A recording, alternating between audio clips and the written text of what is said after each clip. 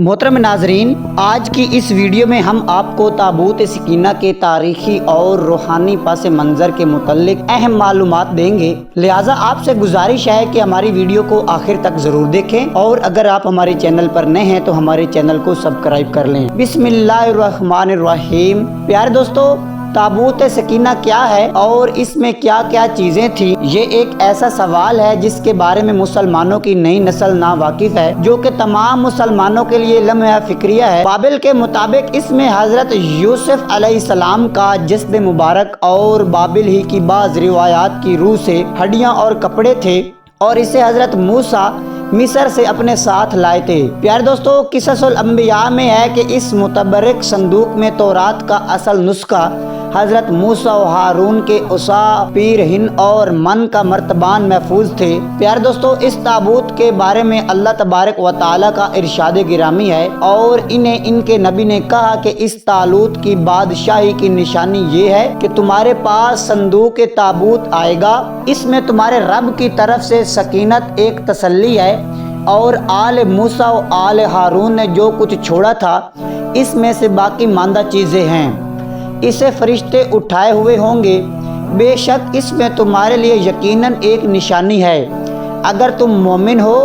اس آیات مبارکہ سے واضح ہوتا ہے کہ وہ صندوق اللہ تعالیٰ کی طرف سے طالوت کے بادشاہ مقرر ہونے کی نشانی تھا، اللہ تبارک و تعالیٰ کی طرف سے ایک تسلی تھی۔ اس میں موسیٰ و ہارون کی آل کے ترکہ کی باقی ماندہ اشیاء تھی۔ حضرت آدم علیہ السلام کے دنیا میں تشریف لانے کے بعد اللہ عز و جل نے انہیں شمشاد نامی درخت کی مضبوط لکڑی سے بنا ہوا سونے کا کام کیا ہوا 3 گز لمبا اور 2 گز چوڑا ایک انوکھا صندوق عطا فرمایا، جو کہ منتقل ہوتا ہوا حضرت سیدنا موسیٰ علیہ السلام تک پہنچا۔ حضرت سیدنا آدم علیہ السلام کو جب صندوق ملا تو اس میں تمام انبیاء کرام علیہ السلام اور ان کے مکانات کی تصویریں تھیں۔ سید الانبیاء حضرت محمد مصطفیٰ صلی اللہ علیہ وآلہ وسلم اور آپ کے مقدس مکان کی تصویر ایک سرخ یاقوت یعنی لال قیمتی پتھر میں تھی۔ اس تصویر میں آپ صلی اللہ علیہ وآلہ وسلم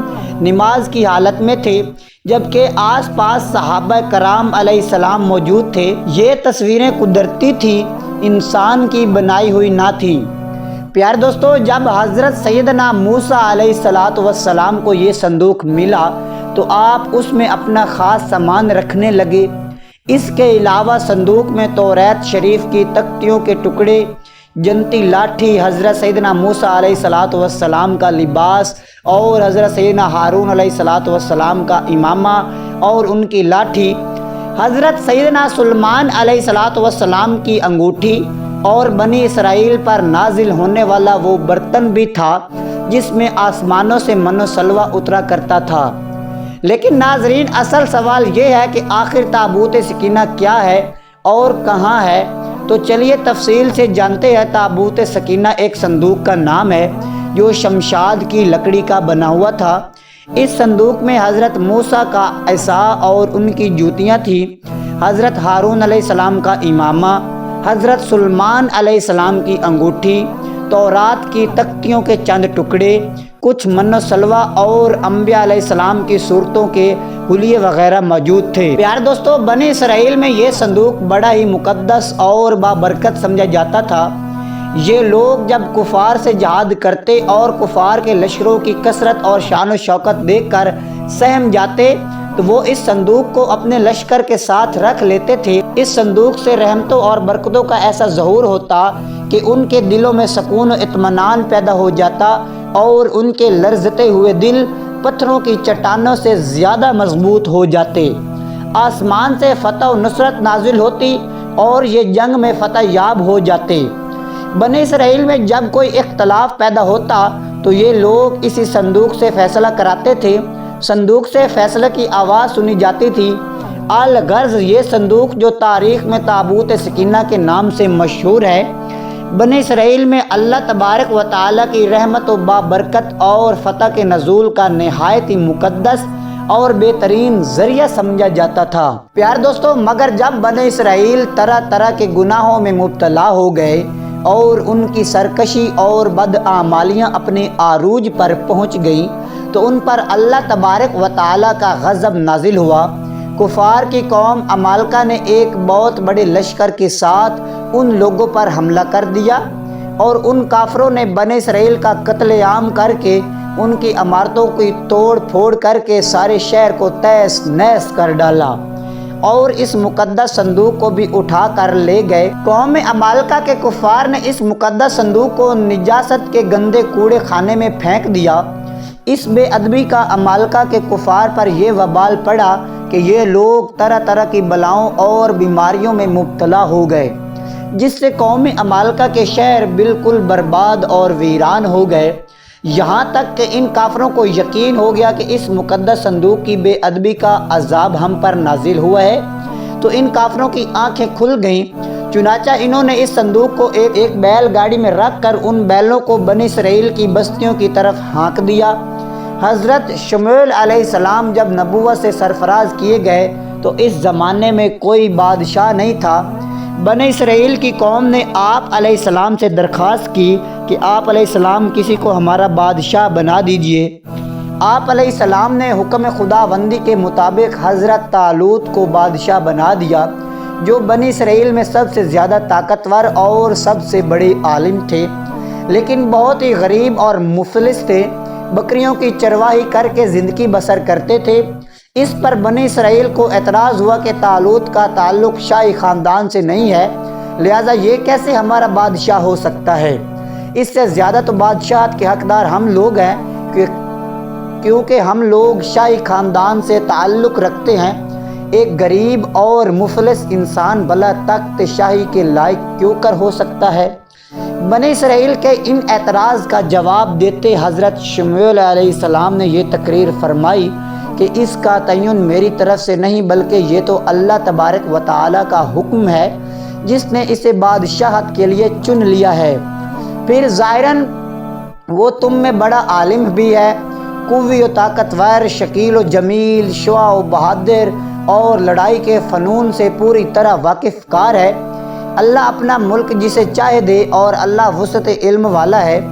پیارے دوستو، اس کی بادشاہی کی نشانی یہ ہے کہ آئے تمہارے پاس وہ تابوت جس میں تمہارے رب کی طرف سے دلوں کا چین ہے۔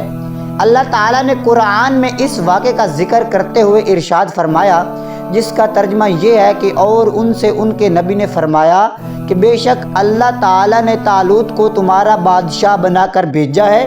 بولے کہ ہم پر اسے بادشاہی کیوں کر ہو گئی اور ہم اس سے زیادہ سلطنت کے مستحق ہیں اور اسے مال میں بھی وسعت نہیں دی گئی۔ فرمایا کہ اسے اللہ نے تم پر چن لیا ہے اور اس کو علم اور جسم میں کشادگی زیادہ دی ہے، اور اللہ اپنا ملک جس کو چاہے عطا کر دے۔ اللہ وسعت والا اور علم والا ہے۔ اور ان سے ان کے نبی نے فرمایا کہ اس بادشاہی کی نشانی یہ ہے کہ آئے تمہارے پاس وہ تابوت جس میں تمہارے رب کی طرف سے دلوں کا چین اور حضرت موسیٰ و ہارون کے ترکہ کی بچی ہوئی چیزیں ہیں، جس کو فرشتے اٹھا کر لائیں گے۔ بے شک اس میں تمہارے بہت بڑی نشانی ہے اگر تم ایمان رکھتے ہو تو۔ پیارے دوستو، سورۃ البقرہ، چنانچہ تھوڑی ہی دیر میں فرشتے آسمان اور زمین کے درمیان اس تابوت کو اٹھائے ہوئے سب لوگوں کے سامنے آئے اور حضرت طالوت کے سامنے لا کر رکھ دیا۔ اس تابوت کو دیکھ کر انہیں طالوت کی بادشاہت کا یقین ہو گیا اور تمام بنی اسرائیل نے حضرت طالوت کو بادشاہی تسلیم کر لی۔ جب حضرت طالوت بنی اسرائیل کے بادشاہ بن گئے تو آپ نے بنی اسرائیل کو جہاد کرنے کے لیے تیار کیا اور ایک کافر بادشاہ جالوت سے جنگ کرنے کے لیے اپنی فوج کو لے کر میدان جنگ میں نکلے۔ راستے میں حضرت طالوت نے اپنے لشکر سے کہا کہ اللہ تعالیٰ نے تمہیں ایک نہر کے ساتھ آزمانا ہے۔ اس نہر کا نام نہر الشریعہ تھا، جو اردن اور فلسطین کے درمیان واقع تھی۔ حضرت طالوت نے اپنے لشکر کو ہوشیار کر دیا کہ کوئی بھی اس نہر کا پانی نہ پیے۔ ہاں، اگر کسی نے ایک آدھ گھونٹ پی لیا تو کوئی حرج نہیں، لیکن لشکر جب اس نہر کے قریب پہنچا تو پیاس کی شدت سے لشکر کے لوگ نہر پر جھک پڑے اور پیٹ بھر کر پانی پی لیا، مگر ان میں کچھ لوگ پختہ ایمان والے بھی تھے جنہوں نے اس نہر کا پانی نہیں پیا، اور اگر پیا بھی تو ایک آدھ گھونٹ پیا۔ لیکن جنہوں نے پیٹ بھر کر پانی پیا تھا ان کی پیاس تو بجھ گئی، لیکن وہ جنگ کرنے کے قابل نہیں رہے۔ لشکر کی 80,000 کی تعداد میں سے 76,000 لوگوں نے پیٹ بھر کر پانی پی لیا۔ ان کی نافرمانی کا یہ اثر ہوا کہ ان کی ہمت پست ہو گئی اور انہوں نے نہایت ہی بزدلانہ پن سے جہاد سے انکار کر دیا، اور دشمن کی زیادتی نے انہیں خوف زدہ کر دیا۔ کہنے لگے کہ ہم جالوت اور اس کے لشکر سے لڑنے کی ہمت نہیں رکھتے۔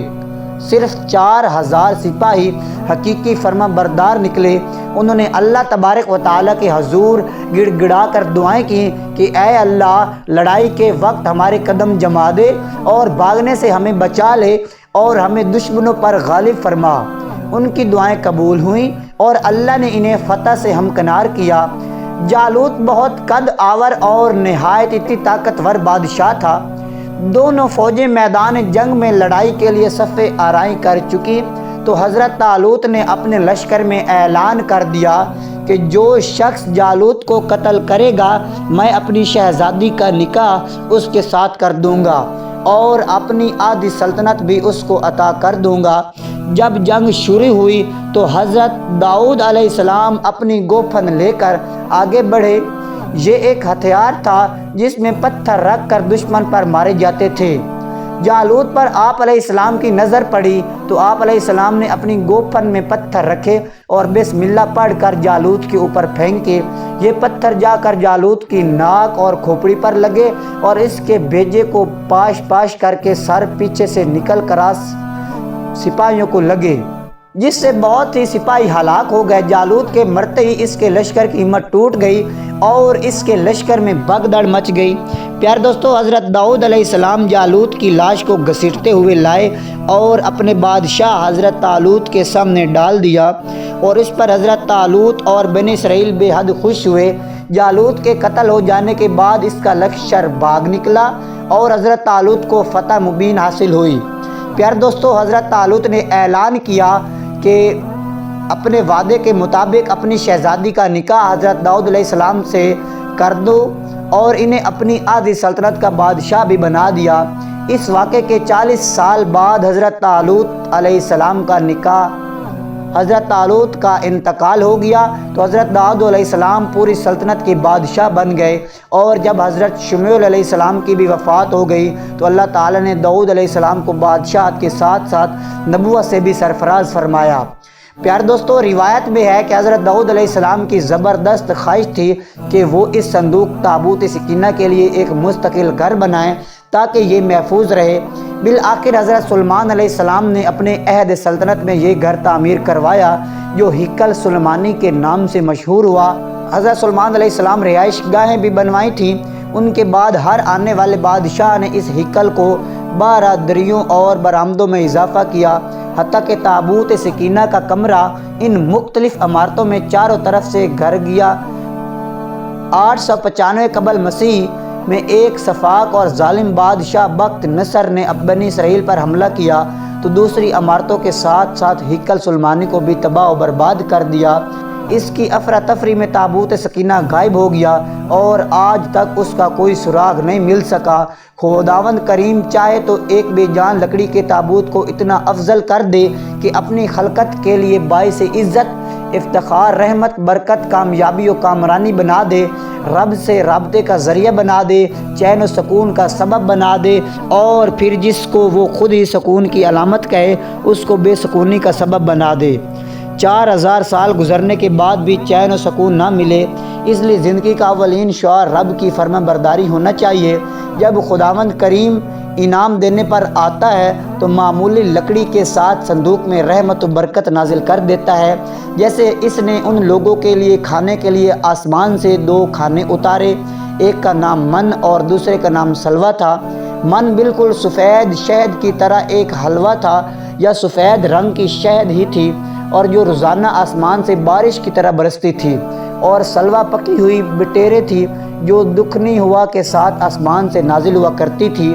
اور جب عذاب دینے پر آئے تو قوم عمالقہ پر یہ وبال پڑا کہ یہ لوگ طرح طرح کی بیماریوں اور بلاؤں میں مبتلا کر دیے گئے، چنانچہ قوم عمالقہ کے 5 شہر بالکل برباد اور ویران ہو گئے۔ اور بنی اسرائیل کی طرح جن کو قرآن میں لعنت و ملامت کا موضوع بنا دیا ہے، انبیاء خداوند کریم کی مخلوق اعظم و افضل ہیں، ان کی اور ان سے وابستہ، ان کی استعمال کی ہوئی، ان سے مس ہوئی ہر شے کی عزت و حرمت ہم پر لازم ہے، خواہ وہ زندہ ہوں یا دنیا سے رخصت کر گئے ہوں۔ اگر ہم نے ایسا نہ کیا تو قوم عمالقہ اور قوم بنی اسرائیل جو کئی انبیاء کی قاتل کی طرح نامراد اور رب کی لعنت کے سزاور ہو گئے۔ بنی اسرائیل پر رب کی خاص رحمتیں تھیں، جیسے ہی انہوں نے خود کو اعلیٰ سمجھنے کا آغاز کیا، ان کے زوال کا آغاز کچھ یوں ہوا۔ اول تو ان میں ایک مفلس و گمنام حکمران طالوت کو ان پر نافذ کر کے ان کا بڑائی کا غرور توڑ دو۔ ان کی نافرمانی کے نتیجے میں ایک بے نام و نشان لاوارث بچے بخت نصرہ کو ان کا نام و نشان مٹانے پر مامور کیا۔ اس میں دوسرا نقطہ بھی موجود ہے، خداوند کریم جسے چاہے بلندی دے اور جسے چاہے پستی یعنی ذرے کو آفتاب بنا دے۔ پیارے دوستو، سب اس کی رضا پر آباء و اجداد کی شخصیت اور دولت و ثروت دونوں ہوں، لیکن علم و دانش اور جسمانی طاقت جیسی خصوصیات ضرور ہوں، تاکہ ایک بھرپور اور باصلاحیت حکمران کے سبب قوم بھی حکمران کی پیروکار ہو، ہر جانب علم کا بول بالا ہو۔ یہ کہ عالم مالدار سے افضل ہے، اس کی مثال عرب اور چینی قوم ہے۔ ایک جاہل ترین قوم دوسری افہیم کے نشے میں ڈوبی قوم، مگر جیسے ہی علم کا دامن تھاما، دنیا بھر کی بادشاہی مل گئی۔ اللہ پاک دین اسلام پر ثابت قدم رکھے اور ہمارا خاتمہ ایمان پر فرمائے، آمین ثم آمین۔ اللہ تبارک و تعالیٰ آپ کا حامی ناصر ہو، اور اللہ تبارک و تعالیٰ آپ کو اور ہمیں اپنے اور اپنے محبوب کے بتائے ہوئے طریقوں پر عمل کرنے کی توفیق عطا فرمائے، اور ہمیں 5 وقت کا پکا سچا نمازی بنائے۔